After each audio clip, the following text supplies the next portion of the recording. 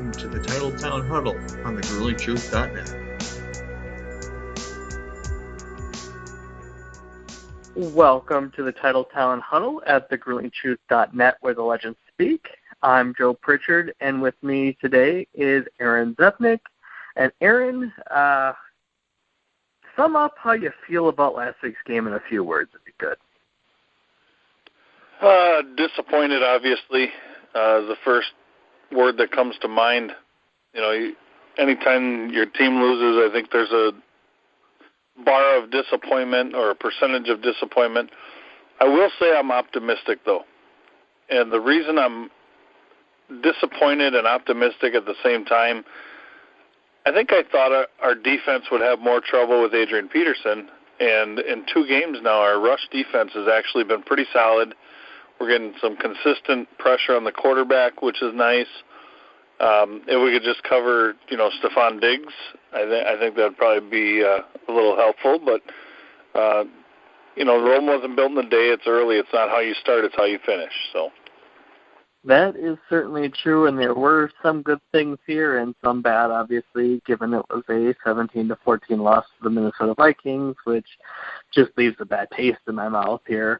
But there's a few things that were going on during the game that I wanted to bring up, and I'm sure you have a few things to go on here too. First and foremost, it just kind of looked like Aaron Rodgers was trying to make too much happen all the time instead of taking what was there. Did you get that impression as well? Absolutely, and I think that's been his Achilles heel when he's not playing well. I think Rodgers has a couple other issues going on that not a lot of people are talking about. And I think what teams have done schematically, I know we talked last week about scheme and how much was scheme and stuff, so I watched a little bit closer to what I thought Minnesota was doing, and here's my take. I think they were jumping his first and second reads. I think they were jumping the short stuff, knowing that the Packers were going to try and play ball possession and quiet the crowd. What happens is, with the offensive line struggles last year, it's well documented Rodgers likes to hold the ball a little bit longer than you'd like him to. And I think when they're jumping the first and second read, he starts to get happy feet and almost scrambles when he doesn't have to at times. I think that there was a lot of times where he could have stepped up in the pocket or taken off or sat there for another split second and probably completed a 5-6 yard dump off pass, but instead we like to go for the home run. So I think that's part of the downfall from Sunday night. Yeah, I could definitely see that as well. And when he was scrambling, he was exceptionally careless with the ball, I thought, which is really weird for him because he's usually very good at protecting the ball, not throwing a lot of interceptions, not being stripped in the pocket here. But I believe he had, 3 fumbles, and all of them were completely avoidable from what I could tell. Well, I think there was one strip sack that I don't know if it was avoidable. I mean, was it too low? Absolutely. That was a point where he was kind of trying to roll out and spin out of some trouble, and there was someone at his backside, and it got slapped out. That kind of stuff happens more lately than early in his career, but I don't understand the long throws, and he was off. I can remember 1 or 2 times on Jordy Nelson that Shaq couldn't have caught the passes, and I've never seen Aaron miss easy balls as much as he is this year. No, there were definitely a few misses there. It just feels like things are not quite as tight as you'd want them to be here. I will say that having Jordy is hopefully going to open up the passing game here. I have seen a few more open receivers this season. But I do want to ask, where do you think Ty Montgomery would be? Because he was probably the first 5-6 games last year. He was making a big play almost every game. He got hurt, and we haven't really heard from him since now in the first couple games here. Do you think maybe mixing it up a little bit, bringing his speed into the game. It's almost the same argument as people were making about Jeff Janis last year, but I'd really like to see Montgomery in there, especially across the field from Randall Cobb, and then defenses have to decide which speedster to really focus on and leave the other guy open. Yeah, I'm not quite sure why. I don't know if it's the first time around playing the division. We're a little bit more bland. I don't like it. I looked up, actually, the number of snaps for offensive players earlier this week, and Aberderis and Montgomery, I think, had 11 snaps combined on offense. And I miss the old 5-wide set. When you have 7 receivers on your roster, you darn well better use them. And there's some other stuff we'll talk about shortly here with the questionable 4th down call. But you got Ripkowski in the back, that you can put in the backfield and lead block. I didn't see that very much. I didn't see a lot of imagination. I didn't see a lot of screens or draws to slow down their pass rush early in the game. I saw one on 1st down late, I think it was in the 4th quarter, and at that point, it didn't work, but I think if you run a couple of those early, it keeps their defense honest, and it helps your offensive line a little bit, and that's something that, in my opinion, Mike McCarthy struggles to do quite often against top pass rushing defenses. You have to find a way to offset their pass rush, and he does not do that well. No, and he's kind of leaning on his offensive line to make that happen, and Aaron Rodgers to deal with the pressure here more so than trying to call an offense that keeps the pressure out of Rodgers' face. But another thing I've noticed, and this is more of the last couple seasons now, is they love to run that stretch sweep out to Eddie Lacy, where he'll go well outside the tackles. They'll try to have 3 or 4 people leading in front of him and make him pick a gap. And it just doesn't feel to me like that's the type of run that is good for Lacy to be running here. It's getting him well outside. It's not using his power inside to make defenders hit him hard. And it's really kind of taking away what works for him and putting him in positions that doesn't work so well for him. I agree, Joe. And they've been running that stretch play since Tauscher and Clifton were our tackles with other running backs as well. I don't know how much of it is Eddie Lacy and how much of it is not having the athleticism at the offensive line to run those types of plays. I don't know that it fits for what we have talent-wise. And the thing that's frustrating is the shotgun toss that they run, we don't have a back fast enough to get out on the edge. And I wish they would scrap that play from the playbook and never run it again, because I don't ever see that toss work. The other one is the cutback toss, where they toss it and then we pick a cutback lane. It's great to have some misdirection, but whatever happened to the old counter trap and the old Lombardi, even Holmgren days with the run game? It was a lot more misdirectional, and I don't think we run enough misdirectional stuff. No, it seems like they're locked in to what they feel has worked in the past and don't seem to be adjusting for the personnel that they're trying to make this all work with.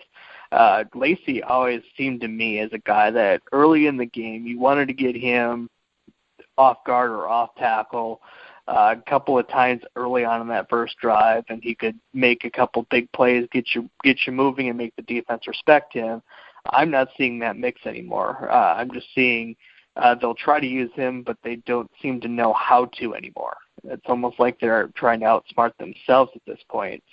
But I guess the other thing that came back to bite the Packers too is that they actually played a lot worse game in my mind than that 17-14 score. They had a lot of luck as far as recovering their own fumbles. It finally came back to bite them late in the game here, but even that kind of luck that they had isn't going to be sustainable, so they're going to have to watch rather closely and make sure that they're not giving the ball away here. I don't think the offense is powerful enough anymore to overcome a bunch of turnovers. Absolutely, and we did catch some breaks, and that's what I'm watching the game going, wow, we never get these kind of breaks at Minnesota. But, a few big pass interference plays as well, and, they just never seem to be able to cash in on it. I mean, the one touchdown we had in the first half was off the block punt. That set up a short field. And with that all said, though, Eddie Lacy had 12 carries for 50 yards. That's over 4 yards a carry. And last time I checked my math, if you run the ball 3 times for 4 yards, that's 12 yards. That's a first down. Granted, you don't run the ball 12, that many times in a row, but I think they need to open it up a little bit. This conservative playbook, the straight ahead running, the just kind of same old. I don't know if the league is catching up to McCarthy's play calling, or if McCarthy's kind of digressed as a play caller, giving up the playbook for the year, the year that he did, or part of the year. I don't know if that's what it is or what, but we need to get our swagger back on offense, and I think this defense is young, and I'm hoping that Sam Shields will be able to return, but if he can't, our defensive backs are really going to mature and grow with the youth we have in the secondary. Yeah, I actually think the defense turned in a pretty good performance, flipping away from things that went wrong. The defense obviously was able to stop the run very effectively.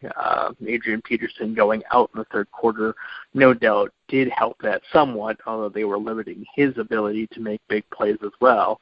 And I think the young secondary, Stephon Diggs is going to make plays on you. He's just that good. He's going to make some plays every so often. But I think the secondary did a pretty good job here. The linebackers, especially inside, about as well as you could expect them to play.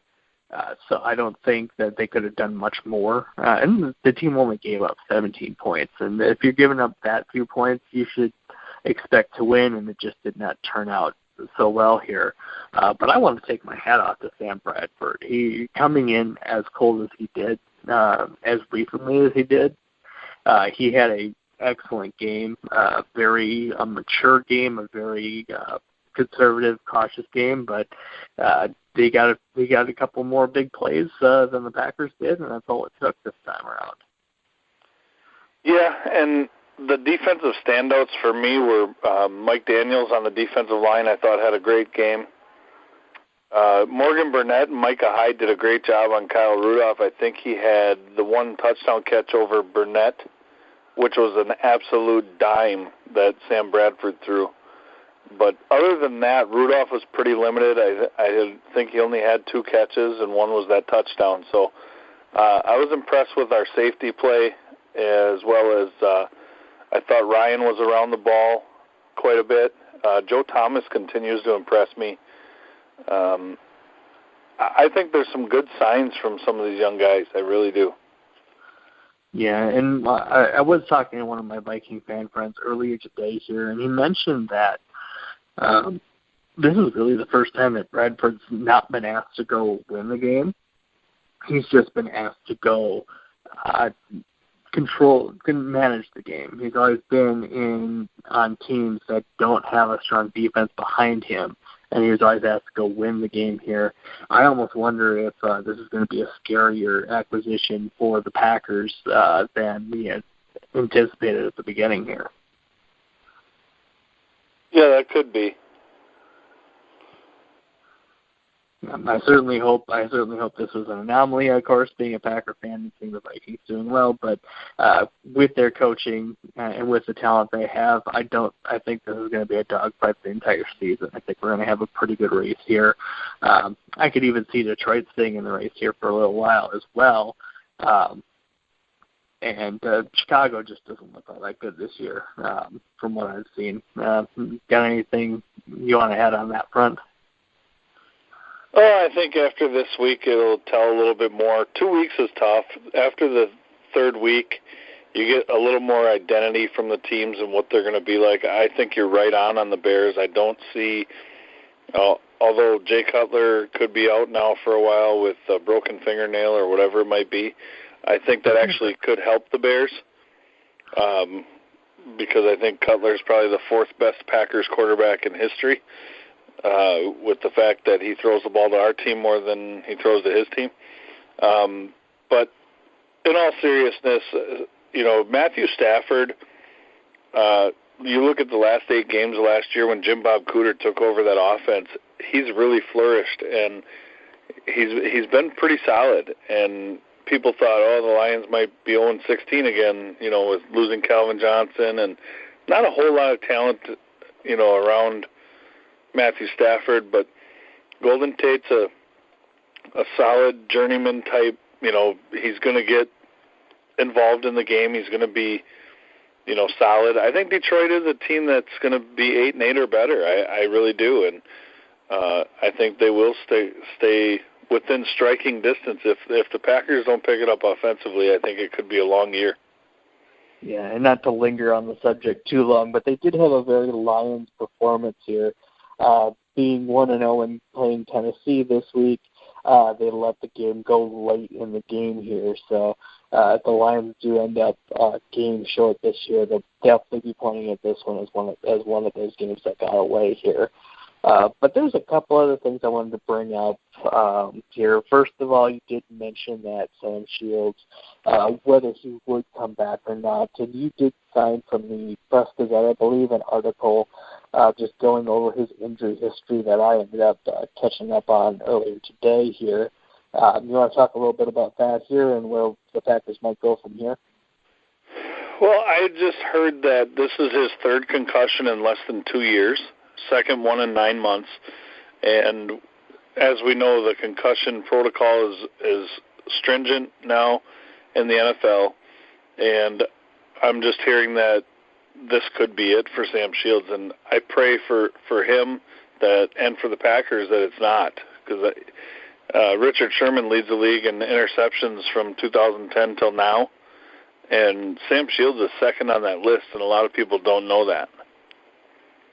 No, that's not one of those things I would have even thought of here, but I think we're going to have to adjust here over the next 2 years to a new reality in the NFL, that at least on the surface, they're going to be paying more attention to the concussion issue, and you're seeing a lot more players be a lot more cautious about their health these days, especially players that have already cashed in on the big paychecks here.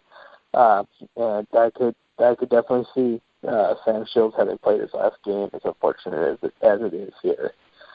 I guess on a lighter note, though, I did want to mention that on the Sunday night game, there were some pretty fun commercials for me anyway. I happen to be a very big Tecmo Super Bowl fan, and the Bo Jackson commercials with the Tecmo Super Bowl gave me a smile each time they came up. Yeah, my wife made a comment about how they were silly and stuff, but she doesn't understand the old Nintendo Tecmo Bowl. So I got a kick out of them. I thought they were pretty neat, especially when Bosworth got into the vehicle with Bo Jackson. I thought that was a pretty clever way to put a spin on an advertisement. Yeah, they were aiming right for our hearts on that one, weren't they? Yep. Just one of the few positive things I remember from Sunday night, so I figured I would bring that up. So we'll go ahead and take a quick break here, and when we come back, we'll start talking Detroit Lions for next week's game.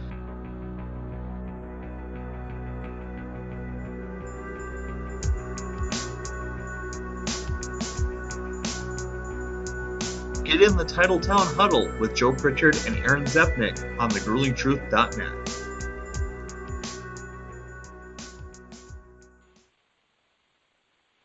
All right, and we're back here with the Titletown Huddle at thegruelingtruth.net.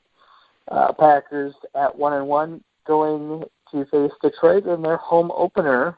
Detroit is also 1-1 here. Definitely, Packers have definitely won a lot of games against the Lions in Lambeau over the past couple of decades here, but last year was the first one in quite a while that didn't go the Packers' way. Yeah, I think it was the first time in 25 years they beat the Packers in Wisconsin, including County Stadium, of course. Yeah, because I forget, 91 was the year that the Lions had last swept the Packers, and it seemed like the Lions played in Milwaukee a lot, if I'm not mistaken, because Chicago would always be a Green Bay game. It just feels like the Lions and Lambeau don't mix very well. Actually, one of the few games I've actually been able to attend was one of the Lions-Packers games in 2010. That one got a little bit dicey as well here. The Packers have had some close escapes over the years. Hoping that's not the case this week here, but they are facing Matthew Stafford, who can put up the points. And with the questions that we have about the offense here, I'm feeling a little bit. I'm not feeling all that confident about this one. What do you think? I think it comes down to can we sustain drives? Can we move the ball? Can we come up with something with an imagination? They have Ziggy Ansah, who's a really good pass rusher, and I think in order to win this game, the Packers are going to have to run the ball more than 14 times. With Eddie Lacy. And I think they will come out on top just because of I'm playing the odds here, 25-1 in the last 26, years. I think the Packers will find a way to get her done at home. Yeah, I just have this gut feeling that it's going to be a messy one. It's going to be a close call here. I'm thinking in the realm of 23-20. We might even see an overtime in this one here from what I'm just my gut feeling on this here. But the Lions down Calvin Johnson do lose some offensive punch, but they were able to put up 39 in week one. So they still have the capabilities to put up a lot of points if the Packers aren't careful.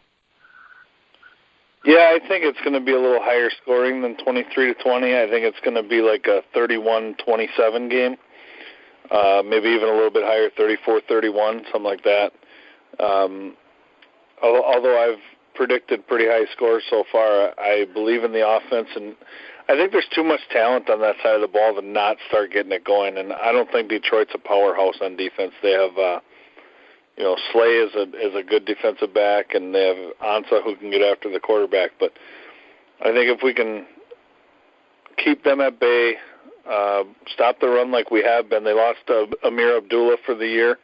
He's put on IR today. So Theo Riddick is not a guy that I see as a featured back,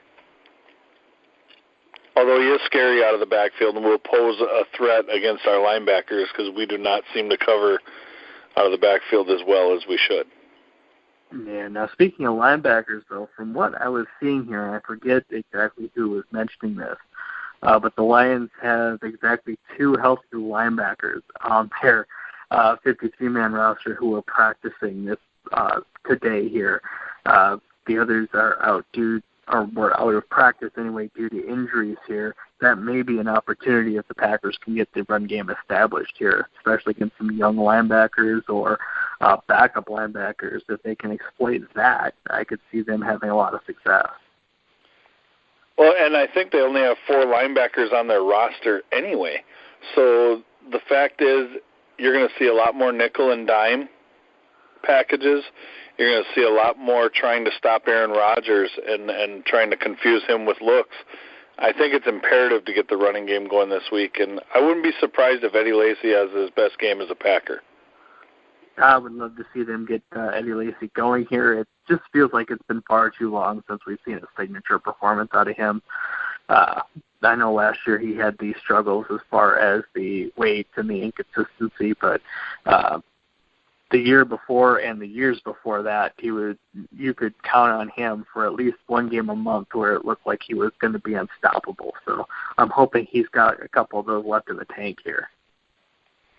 Absolutely. I think Davante Adams is a guy that everyone's beaten up a little bit. He's been inconsistent, but I still think he's going to end up being the Packers' leading receiver this year as far as yards and maybe even touchdowns.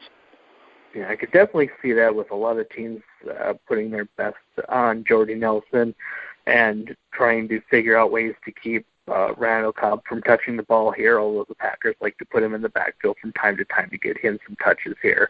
I could see Davante Adams being kind of a forgotten man. I'm just hoping he can be as consistent as he was in 2014 and shake off a little bit of what happened over the last season here. Yeah. Are you a fan of the Randall Cobb in the backfield thing? I'm a fan of it once in a while. If it's, say, third, or second and 2 or third and 2, where they got everybody spread out and then you have Cobb in the backfield, it makes it tough for the defense to be able to focus on just one guy. But as a staple of the offense, I'm a little bit less thrilled with the whole idea. I think it was a lot more effective when we ran it seldomly, and I think now that we've kind of hung our hat on that a little bit too much, I think that teams have found a way to not get caught up in the matchup issues that they were early on, and I actually don't like it. I think you take a weapon away from the slot, and especially if you're not going to have Montgomery out there in the slot. I've seen a lot of Richard Rodgers or Jared Cook in the slot. Now, I just don't know about that whole formation. I'd like to see 4 wides with Montgomery and Cobb in the slot, with a single back, or a 5 wide with Aberderis on the field as well. And I think that, and then even then you could have Cobb motion into the backfield to cause a little bit of confusion here. Yeah, there's got to be some wrinkles that they can put in that, that teams can't prepare for every week, or give them a different look every week. I think we kind of do the same things over and over, and it's kind of become almost predictable. Right, and that's the one thing that you have to avoid on offense. If the defense knows what's coming just based off of the formation, it becomes a lot harder, even with Aaron Rodgers around, to be able to be successful on a consistent basis. Absolutely, Joe. And there was a kind of a shocking stat picture posted on Facebook here in the last week. Blaine Gabbert and Aaron Rodgers stats in their last 8 games. And Blaine Gabbert hasn't won a lot of games in the last 8 games. If you know San Francisco's history here recently, Blaine Gabbert has a better quarterback rating. His touchdown-interception ratio was virtually the same. I think it was 10-7 and 11-6. And the passing yards and completions are also higher. His completion percentages. So that's a little bit disturbing to me. Aaron's kind of fallen off the second half of last year and to start the season. He hasn't thrown for over 220 yards, 250 yards in the first 2 weeks, which I can't tell you when the last time that was, when he started the season with 2 subpar performances like this. So he's just not playing up to the expectation of Packer fans right now, in my opinion. No, and it's those kind of stats that just kind of come as a shock. Last year was by far his worst statistical season on a lot of measures here. And the thought, of course, was, they don't have Jordy, they're missing a huge weapon. Teams are starting to be able to stack up more against Adams and Cobb. We're finding out that maybe, just maybe, it wasn't just because of Jordy Nelson being gone. I do remember there were a couple times where Rodgers was trying to throw that back shoulder throw to Nelson well before Nelson had even made it to the point where he would usually break back. So timing issues, maybe a touch of confidence issues as far as who to trust on the offense, where to go here. And that's not the kind of thing that's easily sorted out here, and I'm hoping we don't see 2015 continue much further in 2016 here. Right. Yeah, I definitely don't like all the excuses that we're hearing out of Packers camp with the timing and communication issues that, you had all of camp and all of OTAs and stuff to get all this stuff figured out. We almost look like we're just disorganized and not ready. And you look at teams like New England and Minnesota even, and Sad Bradford's been there 2 weeks, and, if he can do what he did against the Packers, I guess I expect Aaron Rodgers to be able to do as well or better. And, I'd like to see the performance resonate on the field and stop with the excuses and get the swagger back. You would certainly think that they have it in them. We've seen the Packers be capable of doing this, and it's a little bit disconcerting that this far into McCarthy and Rodgers' relationship as coach and quarterback, that they're starting to have these communication issues all of a sudden. That's worrying me quite a bit here. Not too worried yet, but that's definitely something to keep an eye on going forward here. So we're starting to get close to the end here. Do you have any final thoughts for this week? I think that it'll be a great idea to come out and run some draws early and some screens early and get Eddie established, get him into the game, and then continue to go with him. I'd like to see him get 20 to 25 carries this week. Right, or even if he's having issues. I know he has asthma issues from time to time here.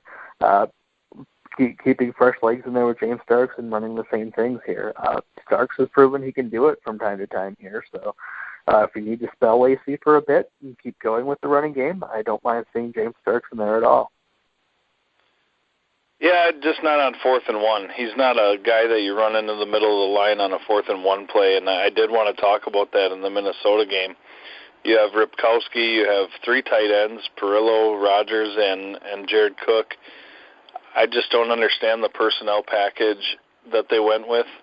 First of all, I would have taken the points on the road and made it a 9-minute game. I think that right there could have been the turning point. So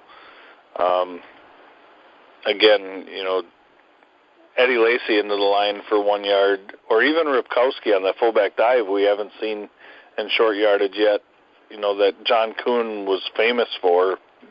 People would chant Kuhn before the play even because they knew that he was probably getting the ball. Which is pretty scary when you think about how predictable the offense gets sometimes. If the fans are even calling your play for you, that might be an issue going forward here. But I can understand them trying to mix it up, trying to make Minnesota take a guess as to where the ball was going. But if it doesn't work, it just never looks all that good. Absolutely. But hopefully next Wednesday we'll be talking about Packer victory and being 2-1. And I think Carolina is going to beat Minnesota this week and take care of them for us. So I think we'll be sitting at the top of the division with Minnesota at 2-1. We got them at home yet. So. Well, I certainly hope you're right on that. Both of those sound good to me here. And so we're looking forward to hopefully having a few more good things to say about the Packers next week. But for now, this is Joe Pritchard with Aaron Zepnick. You've been listening to the Titletown Huddle at thegruelingtruth.net, where the legends speak.